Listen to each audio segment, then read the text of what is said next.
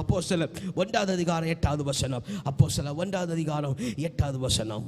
சோதரம், பரிசுத்த ஆவி உன்னிடத்தில் வரும் பொழுது நீங்கள் பலனடைந்து எருசலேமிலும் யூதேயா முழுவதிலும் சமாரியாவிலும் பூமியின் கடைசி பரியந்தமும் கர்த்தர் உங்களை சாட்சியாக வைப்பார். அல்லேலூயா, அல்லேலூயா, அல்லேலூயா.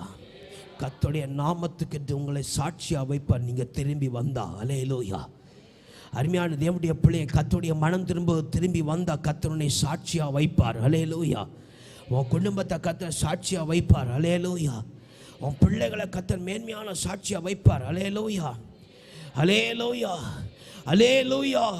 உன் அக்கிரமத்தை எல்லாம் நீக்கி, உன் தூஷணங்களை எல்லாம் மாற்றி, உன் அவமானங்களை எல்லாம் மாற்றி, நீ குறைந்தவன் தாழ்ந்தவன் எல்லாம் மாற்றி, அவன் கர்த்தரின் வாழ்க்கையை கர்த்தர் உயர்த்த வல்லவராக இருக்கிற ஆண்டவர். அல்லேலூயா, அல்லேலூயா, அல்லேலூயா. இம்மாதத்திலிருந்து ஆமை சோத்திரம் உன்னை, உன் அப்பத்தையும் உன் தண்ணீரையும் ஆசீர்வதித்து ஆமை சோத்திரம் உன்னுடைய நோய்கள் எல்லாம் உன்னை விட்டு நீக்குவார்னு சொல்லி வாக்கு பண்ணுகிற ஆண்டவர். நீ கர்த்தருடைய வார்த்தைக்கு செவி கொடுத்து அவரை சேவித்து மனுஷன் செய்கிறது போல செய்யாம நீ கர்த்தருடைய ரட்சிப்பு கண்ட உள்ள வந்தா நிச்சயமா தேவ பிள்ளையை நீ எதிர்பார்க்கிறது மின்பதாக அவன் மிகுந்ததான ஒரு சமாதானத்தையும் வளர்ச்சியும் உயர்வையும் கர்த்தர் உனக்கு அருளி செய்வார்.